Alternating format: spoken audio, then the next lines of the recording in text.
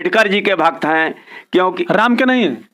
देखिए रविदास जी राम के नहीं है। देखिए पहला वर्ण है ब्राह्मण, दूसरा वर्ण है क्षत्रिय, तीसरा वर्ण है वैश्य और चौथा वर्ण में हम आते हैं शूद्र। ब्राह्मण पूजा पाठ कर रहा है, ब्राह्मण शादी ब्याह करा रहा है।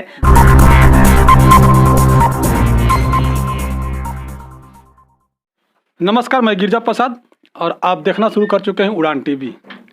इस वक्त मैं एक ऐसे शख्स के पास मिला हूं जो ये फांसीवादी मिटाओ, लोकतंत्र बचाओ, शहीदों के सपनों का भारत बनाओ पर्चा लेकर गली गली घूम रहे हैं और लोगों को क्या समझा रहे हैं ये मुझे नहीं मालूम, लेकिन इसमें कुछ और चीज़ लिखा है। मैं बता देता हूँ आपको पढ़ करके।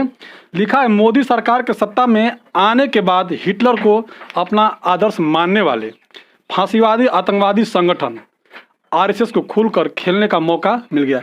सोचिएगा, पहले मैं कुछ बातें कर लेता हूँ कि इन्होंने कहा रहा आरएसएस को आतंकवादी संगठन। आप सोचिए कि भारत में जो राष्ट्रीय संघ है वो अपने आप को हिंदू संगठन कहती है और एक तरफ उनके खिलाफ लोग पर्चे बांट रहे हैं। इनका पर्चा भी लूँगा, क्या अपना प्रतिक्रिया देते हैं आप लोग कमेंट बॉक्स में जाकर जरूर बताइएगा। पहले अपना पर्चे दीजिए। मेरा नाम गिरधारी शर्मा जी। हम रामगढ़ और नुआओं दोनों के सचिव पद पर बने हुए हैं। हम लोगों को ये संदेश देना चाहते हैं कि जब से मोदी सरकार आई है, किसानों गरीबों के हक और अधिकार पर अपना कब्जा जमाए हुआ है। इनका सब कुछ लूट रहा है, अधिकारों का हनन कर रहा है और इसके बाद जो है अपना अम्बेडकर जी के संविधान को समाप्त कर मनुस्मृति लाना चाहता है। देखिए, इन्होंने कहा अम्बेडकर जी को संविधान को खत्म करके। यहाँ पे क्या लग रहा है आप लोगों को, क्या संविधान खत्म हो जाएगा या फिर इसमें एक राजनीतिक षड्यंत्र है? क्योंकि लोग दलित के नाम पे वोट लेते हैं, एससी एसटी ओबीसी के नाम पे वोट लेते हैं, सत्ता में आने के बाद फिर उन्हीं के गला घोट देते हैं। लेकिन यहाँ पे भाकपा माले हैं, लोग कहते हैं भाकपा माले जो लाल टोपी पहनते हैं, 6 इंच ऊपर से शायद उड़ा भी देते हैं, ये लोग कहना ही है। लेकिन मैं कुछ इसमें और लिखा हुआ है इसमें देखिए कि मुट्ठी भर कारपोरेट, यानी कि कुछ लोग कारपोरेट घराना के जो बिजनेसमैन हैं, धीरू भाई अंबानी, मुकेश भाई अंबानी, अनिल भाई अंबानी, ये सब जितने अडानी अंबानी जो लोग हैं, वो उनके ऊपर अटैक किया जा रहा है। क्या हमारे देश में पूंजीपति को रहने का अलाउ नहीं है? क्या हमारा देश विनाश की ओर जाएगा? क्योंकि जिस तरह से ये लोग पर्चा बांट रहे हैं, हो सकता है कि कल किसी लोगों में दरार भी फैल सकता है। बगैर दरार फैलाए किसी को सत्ता प्राप्त होने वाला नहीं है। किसी को फूट डालो और राज करो, यहाँ पर ऐसा लग रहा है। लेकिन इनका कहना है कि जो भारतीय संविधान है, जो doctor B are Ambedkar ji ने लिखे हैं, उनके ऊपर प्रहार हो रहा है। कैसे प्रहार हो रहा है? आप किस तरह से, क्योंकि एससी एसटी ओबीसी हिंदू है, क्या आप हिंदू नहीं हैं? देखिए ऐसा है, इसको छोड़ दीजिए। हाँ। हिंदू का एक नाटक किया जा रहा है। हाँ। आप हिंदू है कि नहीं है? देखिए, हम अगर इस मनुस्मृति के कानून के अनुसार देख रहे हैं तो केवल हिंदू नाम ही हमारा पड़ा हुआ है। हम 4 वर्ण में बटे हुए हैं। पहला वर्ण है ब्राह्मण, दूसरा वर्ण है क्षत्रिय, तीसरा वर्ण है वैश्य और चौथा वर्ण में हम आते हैं शूद्र। शूद्र है, ठीक है, हम ये नहीं कह रहे हैं, लेकिन क्या आप हिंदू हैं कि नहीं? हिंदू केवल नाम मात्र के लिए कहा जा रहा है। अभी हम हिंदू है कि नहीं? हिंदू केवल कह रहे हैं ना कि नाम मात्र के लिए माना जा रहा है। देखिए, मैं बार बार एक शब्द कर रहा हूं कि हिंदू हैं कि नहीं। ये केवल हिंदू के लिए राजनीतिक लड़ाई हो सकता है। हम क्योंकि बात बार बार इसलिए कर रहा हूं, इनसे पूछा जा रहा है कि हिंदू हैं कि नहीं, लेकिन इस बात से मुकर रहे हैं कि मैं हिंदू केवल नाम ले रहा हूँ। सोचिए आप लोग, इसीलिए कहता हूँ कि आप लोग अपना दिमाग लगाइएगा, अपना विचार प्रतिक्रिया, क्या राजनीति हो रहा है इस पर, क्या जातिगत जनगणना को लेकर राजनीति हो रहा है या फिर जातिवाद को लेकर राजनीति हो रहा है? हर जगह पे राजनीति हो रहा है। कुछ बात को आप मिलाइएगा। आपसे मैं बार बार कह रहा हूं सर कि आप हिंदू हैं या नहीं, हाँ या ना? हिंदू हैं, केवल नाम मात्र के लिए हिंदू हैं। हिंदू शब्द का केवल हमारे इधर धर्म के नाम पर जो है हमको निचले पायदान पर रखा गया है। केवल हिंदू होने का मतलब ये नहीं होता है कि हम हमारा सब अधिकार ही छीन लिया जाए, हाँ। सब अधिकार ही छीन लिया जाए और हमको हर तरह से वंचित किया जाए। ये कैसा हिंदूवाद है? आपको किस बात का तकलीफ है? राम मंदिर बन गया, 370 धारा हट गया, आप तो पूजा पाठ कर सकते हैं, अब क्या चाहिए आपको? देखिए, राम मंदिर हिंदू राष्ट्र घोषित हो जाएगा। हिंदू राष्ट्र घोषित करके हमको क्या फायदा मिलेगा? हम क्या हैं?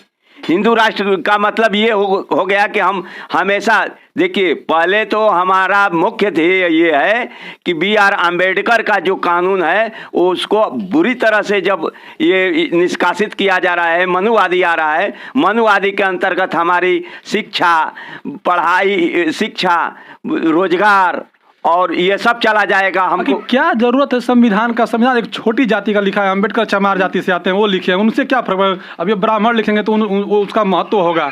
देखिए, छोटी जाति आप कह रहे हैं, ये आपको कहते हुए शर्म नहीं आती है? उस समय जब देश आजाद हुआ उस समय बड़ी जातियां क्या कर रही थी? क्या गुल्ली डंडा खेल रही थी? आप देखिए, जिस तरह से कह रहे हैं, आप रोटी बेटी का संबंध नहीं बना सकते हैं, आप घर व्यवहार लोग से संपर्क में नहीं रह सकते हैं, तो फिर किस काम का छोटी जाति बड़ी जाति? जब आप एक दूसरे से ऊंचाई पे हैं, एक दूसरे से निचाई पे, एक दूसरे से खाई में हैं, तो आप कैसे एक समानता हो गई? यहाँ पे समानता कैसे हो रहा है? देखिए, ये आपने को हिंदू मान रहे हैं और दलित जो है कैटेगरी अपने को हिंदू मानता ही नहीं है, फिर आप कैसे कहेंगे? तो हम दलित समाज से ही आते हैं, लेकिन हमको केवल नाम मात्र के लिए हिंदू कह करके ये किया जा रहा है। हम तो महादलित में आते हैं। लेकिन अंबेडकर जी 1950 में ही जो संविधान लागू हुआ उसमें लिखे हुए हैं 22वां पृष्ठ पर, जो लोहार जो है अनुसूचित जनजाति के अंतर्गत आता है। लेकिन ये सरकार जो है उस संविधान को नहीं मान रही है और उनका दिया हुआ सुरक्षित जो है हम लोगों को आरक्षण, उसको रद्द कर दिया है। क्या आरक्षण क्या चाहिए सर जी आपको? आप क्वालिफिकेशन कीजिए, पढ़ाई कीजिए अच्छा सा, आपको आरक्षण जरूरत नहीं है, भीख मांगने की क्या जरूरत है? देखिए, ऐसा नहीं है, पढ़ाई जो है आप सही कह रहे हैं, लेकिन पढ़ाई कहाँ, गरीब का बच्चा कहाँ पढ़ पाता है? क्यों? सरकारी स्कूल है ना, सरकारी स्कूल है और उसका बच्चा नहीं सरकारी स्कूल में पढ़ सकता है, तो अब आप ही उस योग्य बनाइए, प्राइवेट में पढ़ा सकते हैं, सरकारी में आपके लिए सरकारी बना हुआ है। तो हमारा कहाँ गांव है कि हम अपना बच्चे को सरकारी प्राइवेट में पढ़ा पाऊंगा? सरकारी में पढ़ाई नहीं होता है? पढ़ाई होता है ढंग का सरकारी में, तो आप ही बता सकते हैं ना। नहीं होता है ढंग का, तो फिर सरकार किस काम में है? तो वही बात तो है, वही बात के लिए तो पर्चा छपा हुआ है। देखिए, सरकारी स्कूल में कंपनी से बात की, सरकारी स्कूल में पढ़ाई नहीं हो रहा है, अब प्राइवेट स्कूल में पढ़ाने की औकात नहीं है। इन पे कुछ बात हो रही थी, मैं मुद्दा इस पे आ रहा हूँ कि ये हिंदू हैं या नहीं हैं, इनकी आत्मा जानेगी। लेकिन ये जो है फांसीवादी मिटाओ, लोकतंत्र बचाओ और शहीदों को सपनों को भारत बनाओ, इस पे मुद्दा चल रहा है। ये भाकपा माले के हैं, पार्टी का महाधिवेशन है और इसमें कुछ और मैं बता देता हूँ आपको। इस पे बेरोजगारी को लेकर के, महंगाई को लेकर के और शिक्षा को लेकर के मतलब प्रहार किया जा रहा है। आप लोग जरूर बताइएगा, मैं बार बार कहता हूँ इस बात को कि थोड़ा सा अपना भी दिमाग लगाइए, क्योंकि हर पार्टियाँ आती है, चाहे बहुजन समाज पार्टी हो, समाजवादी पार्टी हो, आरजेडी हो, आरएलडी हो, तो बहुत सारी पार्टियाँ यहाँ पे सभी पार्टियाँ दलित के नाम लेती है और ओबीसी के नाम लेती है। लेकिन जब वक्त आता है सत्ता आने के बाद वो मलाई खाने लगते हैं, सत्ता के चादर में ओढ़ कर और मलाई खाते हैं और किसी को दिखाई भी नहीं पड़ता है, केवल जाति के नाम पर। चलिए बताइए सर, आप शर्मा जी हैं जी। शर्मा जी बिहार में जानते हैं किसको कहते हैं?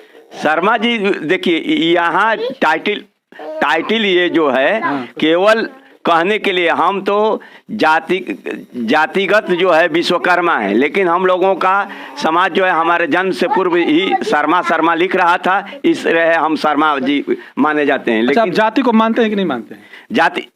जाति की ही तो ये व्यवस्था में हम लोगों को पीसा जा रहा है। हम लोग सारे लोग शूद्र हैं, शूद्र को एक प्लेटफार्म पर होना चाहिए। अच्छा, आप कहते हैं कि मैं शूद्र हूँ जी, ठीक है, आप शूद्र हैं, हाँ, लेकिन यहाँ पे कुछ बाहर नहीं समझता है कि मैं वो लौ का राम का वंशज हैं, आप विश्वकर्मा जी का वंशज हैं, जो ये दलित जो लोग हैं वो बोलते हैं कि मैं रविदास का, अम्बेडकर का जो है कि वंशज हूँ, तो इसमें कहाँ हो गया? ये सब अलग अलग दिख रहे हैं इसमें। देखिए, ये जो है अगर हमको किसी भी प्लेटफार्म पर रखा जाए एक, उसके लिए हम एग्री हैं, लेकिन यहाँ तो जगह जगह कोई आम्बेडकरवादी बन करके दूर भागा रहता है, कोई इनको रविदास जी को मान करके दूर, यानी फोड़ डाल करके हमको सबको अलग अलग कर दिया जा रहा है। आपका भगवान है ना, वो तो चलो शेड्यूल का, SC कैटेगरी का जो लोग है उनके लिए भगवान है, आपका तो विश्वकर्मा जी है ना जी। देखिए, ऐसा है, सबका भगवान एक ही है, ये हम लोगों को अलग अलग हिंदू हिंदू, आप हिंदू हैं और हिंदू में 33 करोड़ देवी देवता हैं, कहाँ से एक हो सकता है? आप कोई अंबेडकर को नहीं पूजा करता है, आप लोहार समाज से ना। हाँ। लोहार समाज के लोग कोई पूजा नहीं करता है, रविदास को कोई पूजा नहीं करता है, आप कैसे कहते हैं कि सबका एक भगवान हो सकता है? देखिए, ऐसा है, इसमें जो है अलग अलग लोगों के अलग अलग दिमाग में हैं, ये इस बात को हम मानते हैं, लेकिन रही सवाल हमारी, तो हम तो रविदास जी की ही भक्त हैं, रविदास जी के भक्त हैं, अंबेडकर जी के भक्त हैं, क्योंकि राम के नहीं है।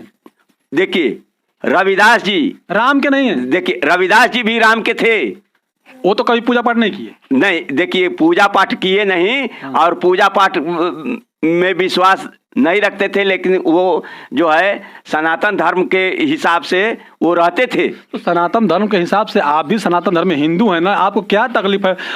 भारतीय जनता पार्टी और टीवी एंकर सब कह रहे हैं कि हमको सनातन धर्म चाहिए, हमको सनातन धर्म चाहिए, आप कह रहे हैं कि नहीं हमें इसमें तकलीफ हो रही है, किस बात की तकलीफ है? देखिए, सनातन धर्म में सभी लोग आते हैं, इसका बात नहीं है। जो खुल करके RSS जो है अपना ये 5 वर्णों में बांट रही है, इसका तकलीफ है, क्योंकि हमारे अभी RSS ने मोहन भागवत जो है कहे हैं कि ब्राह्मणों ने जाति बनाया है। हाँ, ब्राह्मणों ने जाति बनाया है। हाँ। तो चलो उनको जाति बना दिया ब्राह्मण, तो अब तो मिटा सकते हैं ना, कि आप भी तो जाति बना सकते हैं। जैसे आप अपने आप को मान रहे हैं कि मैं लोहार समाज के हूँ, हाँ। तो आप क्यों मानते हैं कि मैं लोहार समाज, आप अभी कहीं मैं ब्राह्मण समाज से हूँ?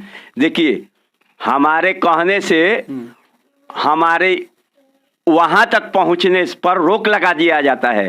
कहने का ये मतलब है कि अगर ब्राह्मण पूजा पाठ कर रहा है, ब्राह्मण शादी ब्याह करा रहा है, हमारे अंदर भी वो कला है, हम संस्कृत के अच्छे जानकार हैं, हम भी कर सकते हैं, लेकिन ये ब्राह्मण समाज जो है सदियों से चालाक है, ये अपने सामने अच्छे अच्छे जो विद्वानों को किसी न किसी आरोप के अंतर्गत